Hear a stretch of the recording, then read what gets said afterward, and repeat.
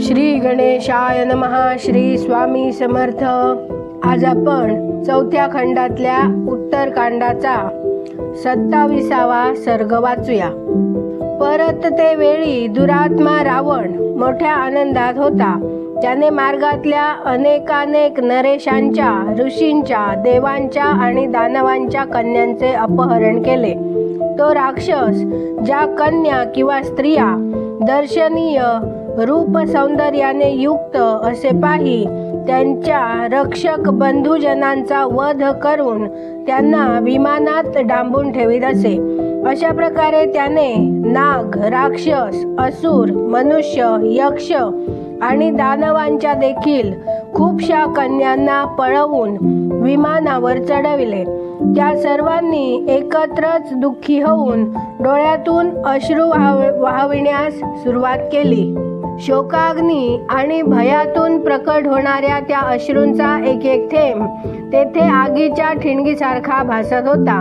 ज्याप्रमाणे नद्या सागर भरतात, त्याचप्रमाणे त्या सर्व सुंदरींनी भयाने आणि शोकाने उत्पन्न झालेल्या अंमलजनक अश्रूंनी ते विमान भरून टाकले. नाग, गंधर्व, महर्षी, दैत्य आणि दानवांच्या शेकडो कन्या त्या विमानावर रडत होत्या. त्यांचे केस मोठमोठे होते. सारी अंग सुंदर आणि मनोहर होती. त्यांच्या मुखांची कांती पूर्णचंद्राची प्रभा लज्जित करणारी होती. उरोजांचे तटप्रांत उभार होते. शरीरांचा मध्य प्रदेश हिऱ्यांच्या चबुतऱ्यासारखा प्रकाशित होत होता. नितंब देश रथाच्या आसासारखा भासत होता आणि त्यामुळे त्यांची मनोहरता वाढत होती. त्या सर्व स्त्रिया देवांगनाप्रमाणे कांतिमती आणि तापलेल्या सुवर्णाप्रमाणे सुवर्णप्रभेने उज्ज्वल दिसत होत्या. सुंदर मध्यभागांच्या त्या सर्व सुंदरी शोक, दुःख आणि भयानं विव्हल झालेल्या होत्या. त्यांच्या गरमागरम निश्वासांनी ते पुष्पक विमान सगळीकडून प्रज्वलित झाल्यासारखे दिसत होते आणि ज्याच्या आत अग्नीची स्थापना केली आहे अशा अग्निहोत्र गृहासारखे वाटत होते.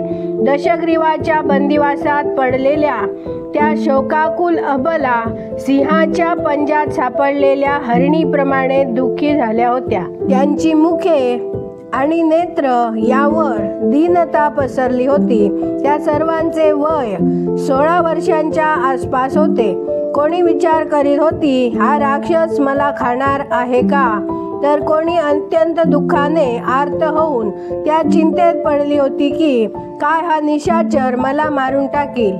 त्या स्त्रिया माता, बंधू, पिता तसेच पतीची आठवण काढीत शोक सागरात चूर झाल्या आणि एकत्रितपणे करुणाजनक विलाप करू लागल्या होत्या. अरे रे, माझ्याशिवाय माझा लहान बाळ कसा बरं राहील? माझ्या आईची काय दशा झाली असेल? माझे भाऊ किती काळजी करीत असतील? असे म्हणून त्या शोकसागरात बुडून जात होत्या. हाय, मी माझ्या प्रियपतीपासून विलग होऊन काय बरे करू, कशी राहू? हे मृत्यूदेवा, माझी प्रार्थना आहे की तू प्रसन्न हो आणि मला दुःख नीला या लोकातून उचलून घेऊन जा.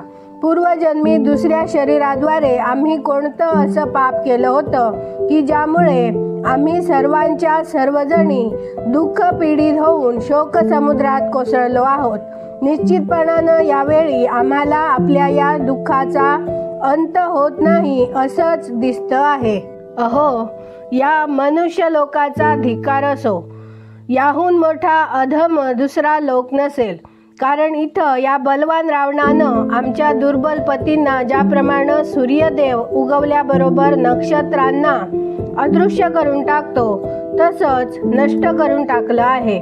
अहो, हा अत्यंत बलवान राक्षस वधाच्या उपायातच आसक्त राहतो. अरे रे, हा पापी दुराचाराच्या मार्गावर चालूनही स्वतःचाच धिक्कार करीत नाही.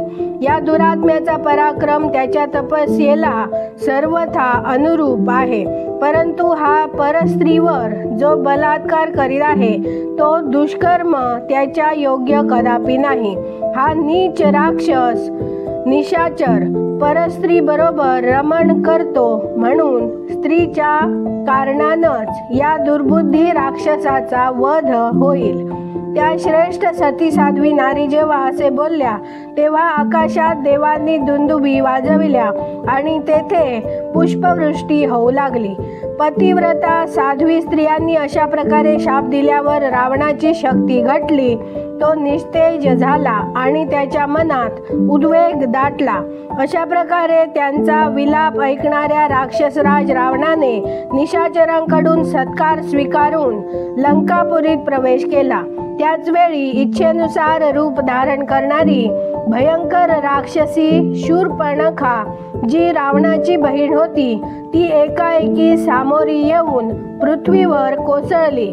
रावणाने आपल्या बहिणीला उचलून तिचे सांत्वन केले आणि विचारले, भद्रे, तू आता मला त्वरेनं काय सांगू इच्छित होतीस? शूर्पणखेच्या डोळ्यात अश्रू भरले आणि तिचे डोळे रडून रडून लाल झाले होते.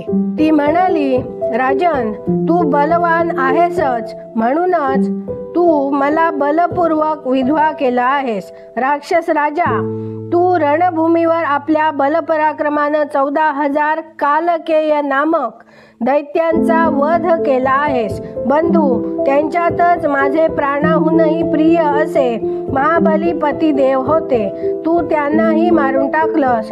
तू नावाचाच भाऊ आहेस. वास्तवात तू माझा शत्रू निघालास. राजन, सख्खा भाऊ असूनही तू स्वतःच आपल्या हातांनी माझ्या पतिदेवांचा जणू माझाच वध केलास. आता तुझ्यामुळंच मी वैधव्य शब्दांचा उपभोग घेईन.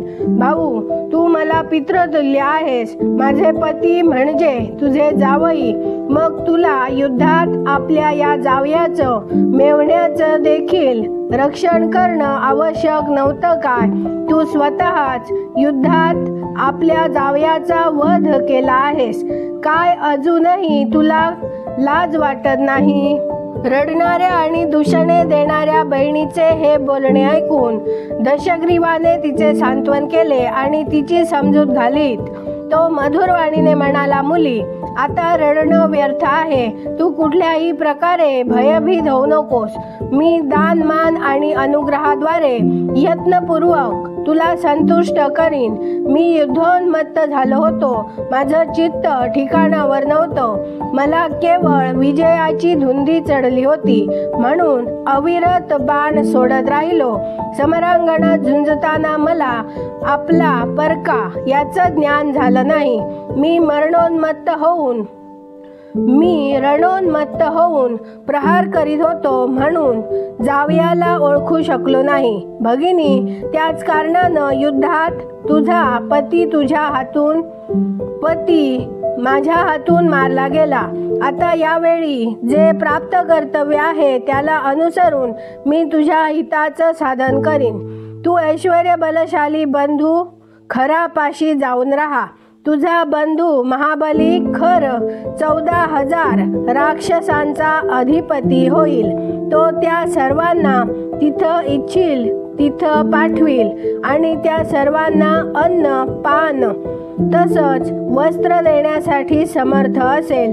हा तुझा मावस भाऊ निशाचर खर सारं काही करण्यास समर्थ आहे आणि आदेशाचं सदैव पालन करीत राहील. हा वीर माझ्या आज्ञेनं त्वरेनं दंडकारण्याच्या रक्षणासाठी जाणार आहे. महाबली दूषण याचा सेनापती होईल. तिथं शूरवीर खर सदैव तुझ्या आज्ञेचं पालन करील आणि इच्छेनुसार रूप धारण करणाऱ्या राक्षसांचा स्वामी होईल. असे म्हणून दशग्रीवाने 14,000 पराक्रमशाली राक्षसांच्या सेनेला बरोबर जाण्याची आज्ञा दिली. त्या भयंकर राक्षसांच्या समूहासह खर त्वरेने दंडकारण्यात आला आणि निर्भय होऊन तेथील अकंटक राज्य भोगू लागला. त्याबरोबर शूर्पणखा देखील तेथे दंडक वनात राहू लागली. इथे 27वा सर्ग पूर्ण झाला. उद्या आपण 28वा सर्ग वाचूया. आपण श्री वाल्मिकी रामायणाच्या शेवटच्या टप्प्यात पोहोचलेलो आहोत. हे रामायण जास्तीत जास्त शेअर करा, लाईक करा, सबस्क्राईब करा आणि बेल आयकॉन क्लिक करून कमेंटमध्ये जय श्रीराम लिहायला विसरू नका. त्यामुळे आलेला प्रत्येक व्हिडिओ तुमच्यापर्यंत वेळेत पोहोचेल. धन्यवाद. जय जय श्रीराम.